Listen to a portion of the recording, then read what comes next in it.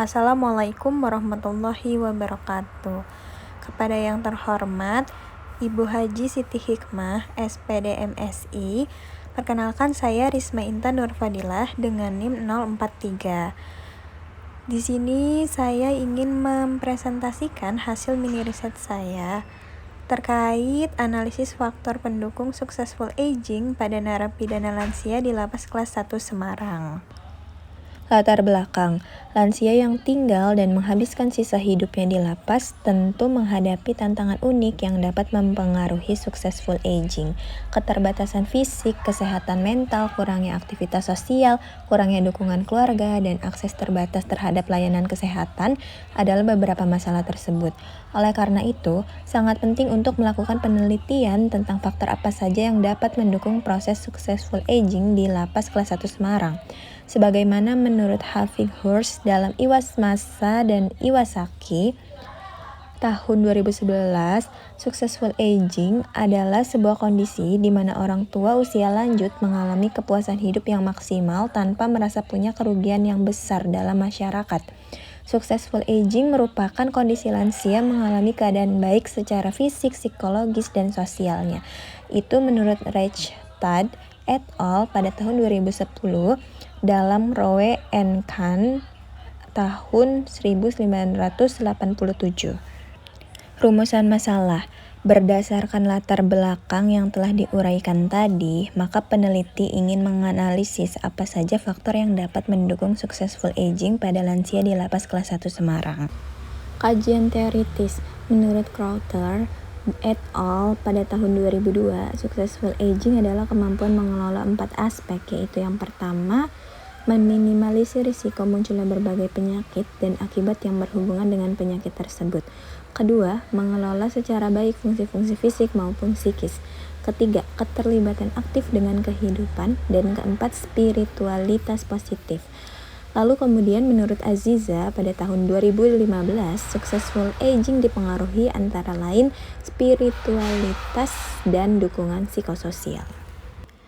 Metode penelitian kualitatif, metode pengumpulan data, observasi dan wawancara, subjek penelitian narapidana lansia dengan kasus pembunuhan, metode analisis data, yang pertama reduksi data, kedua penyajian data, dan terakhir penarikan kesimpulan.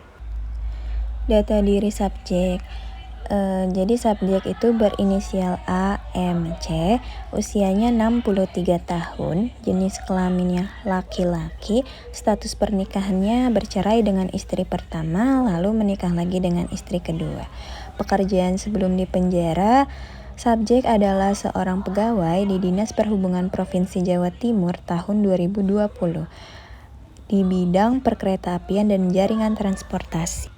Informasi terkait kasus, jenis kasus pembunuhan tahun 2000. Korban 1 sahabat laki-laki subjek, 2 orang tidak dikenal, 1 laki-laki dan 1 perempuan. Lama masa hukuman April 2020 sampai seumur hidup. Motif, AMC tidak mengetahui motif dari pembunuhan yang terjadi. AMC mengatakan bahwa dirinya dijadikan tumbal oleh rekan kerjanya. AMC mengaku bahwa dirinya sebenarnya adalah saksi sekaligus korban juga. Kenapa baru dipenjara tahun 2020? Karena dari tahun 2000 sampai tahun 2018 kasusnya tertutup dengan sangat rapi. Pada tahun 2019 ketika pandemi COVID-19 baru sedikit demi sedikit kasusnya tercium dan mulai diproses. AMC mengaku bahwa ia kalah telak karena ketika peristiwa pembunuhan terjadi tidak ada saksi lain selain dirinya, rekan kerjanya, dan beberapa pembunuh bayaran rekan kerjanya AMC. Di mana pembunuhan tersebut terjadi? Di Solo, tepatnya peternakan sapi milik rekan kerjanya AMC. Dibunuhnya bagaimana? Menurut kesaksian AMC, korban meninggal dunia karena disiksa sebegitu kejamnya. Korban disetrum dengan kejut listrik, disundut dengan besi panas. Jadi di peternakan sapi itu ada metode dehorning. Besi dibakar hingga membara lalu ditempelkan ke bagian tubuh korban dan korban dipukuli sampai babak belur. Hasil wawancara. Berdasarkan judul saya, analisis faktor pendukung successful aging pada narapidana lansia di Lapas Kelas 1 Semarang, maka saya ingin mengetahui narapidana lansia dengan kasus pembunuhan di lapas itu bisa nggak sih mencapai successful agingnya di masa tuanya.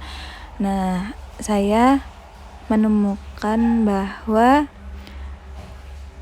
hal itu dapat terjadi atau bisa terjadi saja, asal aspek-aspek ini terpenuhi.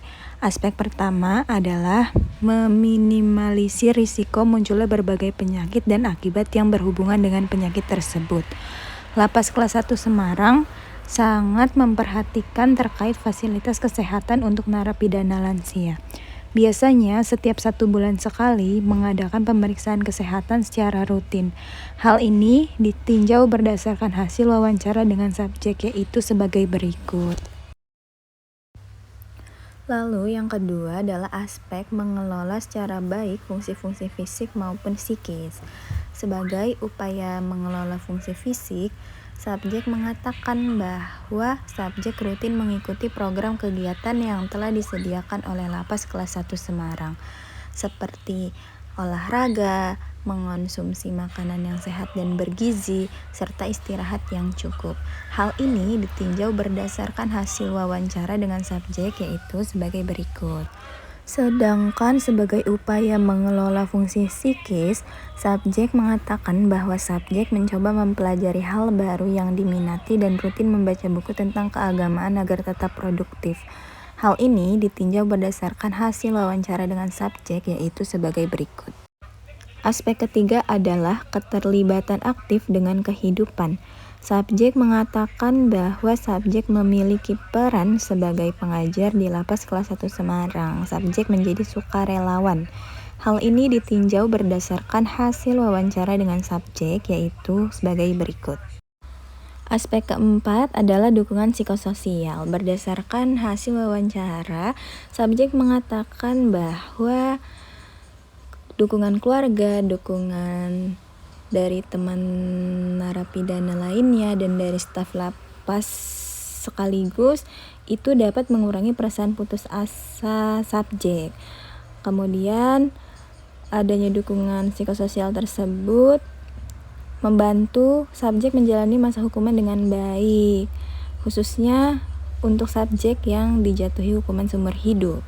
Hal ini ditinjau dari hasil wawancara dengan subjek, yaitu sebagai berikut. Aspek yang terakhir atau aspek yang kelima adalah spiritualitas positif. Di sini berdasarkan hasil wawancara, ternyata pandangan spiritualitas subjek itu sangat positif. Terbukti karena subjek mengatakan bahwa harapan di sisa hidupnya itu ingin khusyuk beribadah, karena dengan begitu subjek memperoleh ketenangan, kedamaian batin untuk menjalani hidup dengan tenang, serta lebih terdorong untuk terus memperbaiki diri menjadi versi terbaiknya, dan tentu pasrah mempersiapkan diri untuk menghadapi kematian. Karena di sini juga subjek mengatakan bahwa subjek ingin nyiapin diri dengan baik untuk ketemu Allah Subhanahu wa Ta'ala. Hal ini ditinjau dari hasil wawancara dengan subjek, yaitu sebagai berikut. Kesimpulan. Berdasarkan hasil mini riset yang telah dilakukan, maka dapat disimpulkan bahwa faktor pendukung successful aging pada narapidana lansia di Lapas kelas 1 Semarang diantaranya yaitu sebagai berikut.